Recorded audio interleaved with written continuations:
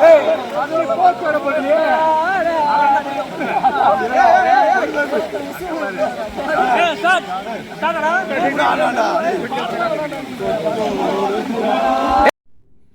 Everyone, this is my first video.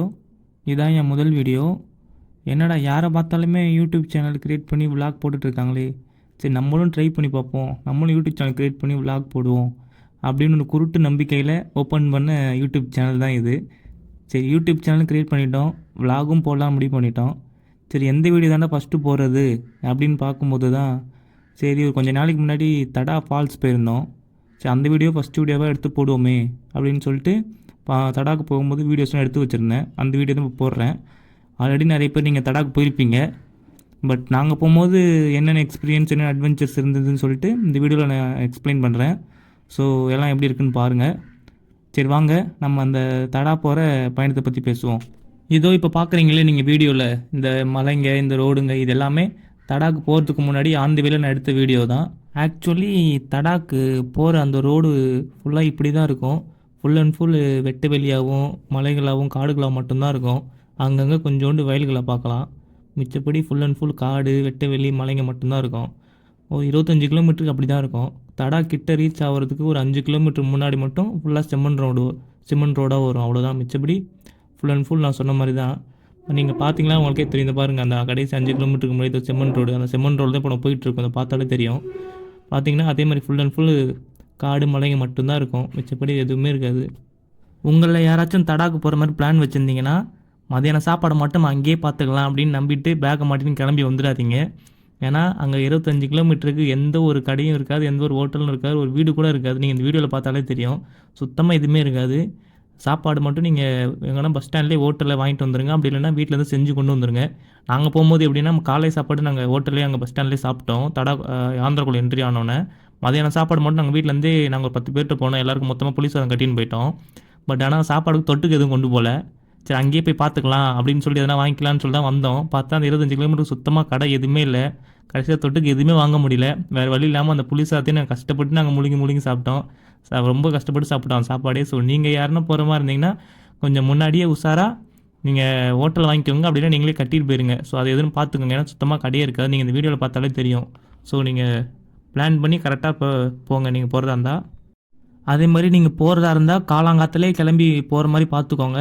ஏன்னா நாங்கள் அப்படி தான் போனோம். அப்படி போகும்போது தான் காலில் நல்லா இருக்கும். இது நீங்கள் இதை பார்த்தாலும் தெரியும். நீங்கள் காலைல போகும்போது அவ்வளோ க்ரௌடே இருக்காது.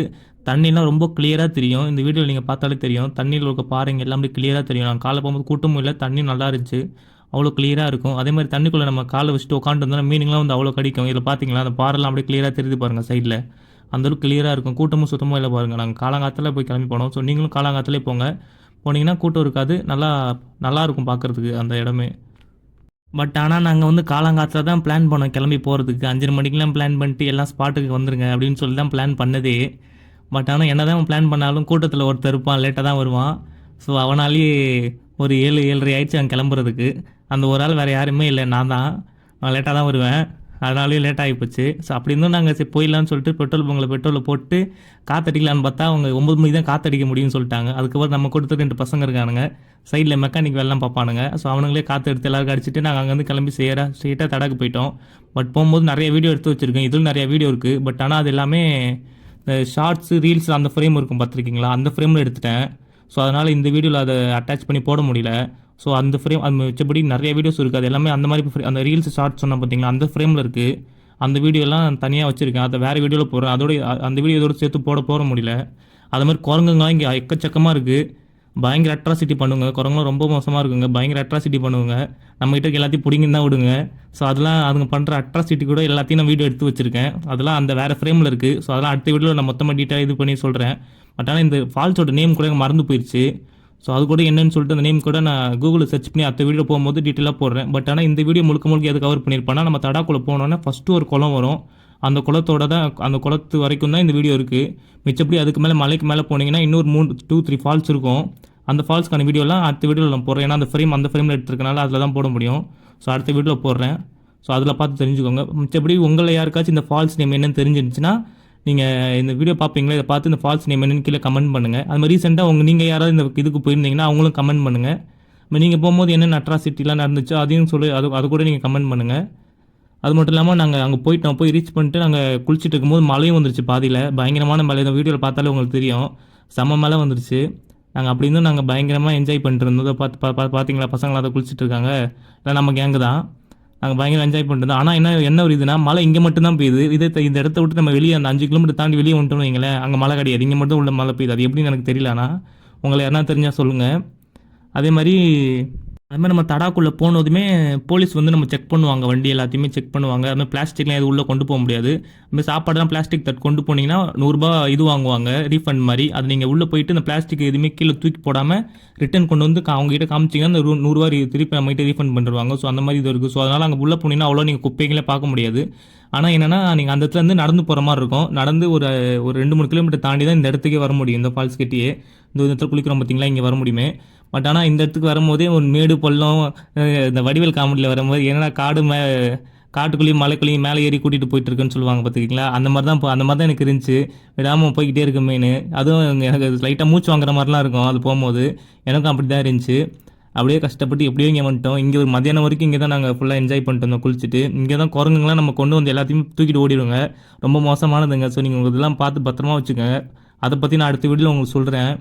ஏன்னா அடுத்த வீடியோவில் தான் குரங்குங்க பற்றி இன்னும் மேலே போகும்போது இருக்க அந்த மலைங்க அதை பற்றின வீடியோஸு, நாங்கள் எப்படிலாம் அங்கேருந்து கிளம்பி வந்தோம் அதை பற்றின வீடியோஸ் எல்லாம் அதில் தான் இருக்குது. அதுமாதிரி இதில் வந்து சும்மா ஜஸ்ட்டு இந்த ஃபால்ஸ் கிட்ட இருக்க வீடியோஸ் மட்டும் தான் வரைக்கும் தான் கவர் பண்ணியிருக்கேன். அதே மாதிரி மதியானத்துக்கு மேலே வந்து பார்த்தீங்கன்னா எவ்வளோ க்ரௌட் இருக்குது பார்த்தீங்களா. காலைல வரும்போது இப்போ வீடியோ பார்த்தீங்களா, அதில் க்ரௌட் இல்லை பார்த்தீங்களா. இப்போ பாருங்கள் மதியானம் எவ்வளோ க்ரௌட் ஆயிடுச்சு. நாங்கள் மலைக்கு மேலே போயிட்டு திருப்பி கீழே ரிட்டன் வரும்போது இவ்வளோ க்ரௌடு. அப்போ பார்த்தீங்கன்னா தண்ணிலாம் கொஞ்சம் கலங்கி போயிடுச்சுன்னா, க்ரௌட் அதிகமானனால அந்தளவுக்கு கிளியர் இல்லை. அதனால் மோஸ்ட்லி நீங்கள் காலையில் சீக்கிரமே போயிடுங்க. அதே மாதிரி அந்த குளத்தை தாண்டினதுக்கப்புறம் உள்ளே போகும்போது இது பார்க்குறீங்க பார்த்தீங்களா, இந்த மாதிரி தான் இருக்கும். ஃபுல்லாக மேன்ஸ் ஷோவில் காட்டுவாங்க பார்த்துருக்கீங்களா, காட்டுக்குள்ளே போகிற மாதிரி. அந்த மாதிரி தான் காட்டுக்குள்ளே போயிட்டு இருப்போம். தண்ணி இந்த மாதிரி சைடில் ஓடிட்டு இருக்கும். இது பார்க்குறீங்க பார்த்து, இது வந்து ஊற்று தண்ணி. இங்கே தான் வந்து குடிக்கிறதுக்கு தண்ணி பிடிச்சிட்டு போகணும். அங்கே தான் நாங்கள் பிடிச்சி போய் குடித்தோம். அதுக்கப்புறம் இது வந்து வீட்டுக்கு திருப்பி ரிட்டன் மேலேருந்து வரும்போது எடுத்தது. அப்போல்லாம் பயங்கர கூட்டம். வெயில் வந்துடுச்சு, ஈவினிங் கிட்டே ஆயிடுச்சு, ஒரு 3 o'clock கிட்ட ஆயிருக்கும். ஸோ அப்போ எடுத்த வீடியோஸ்லாம் இதெல்லாம் பார்த்தீங்கன்னா உங்களுக்கே தெரியும்.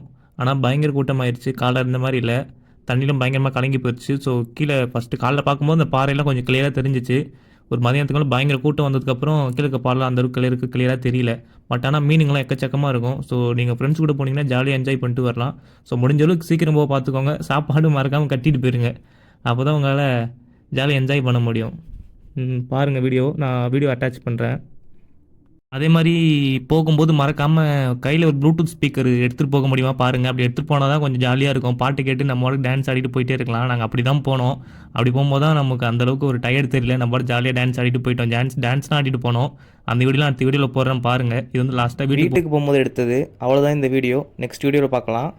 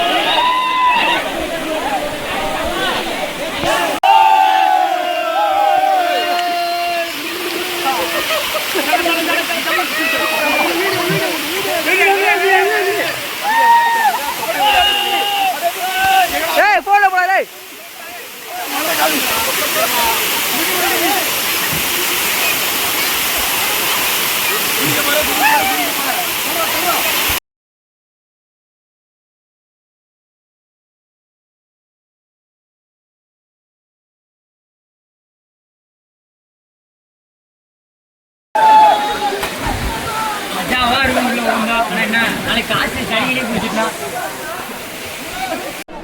பங்கமா இருக்கு.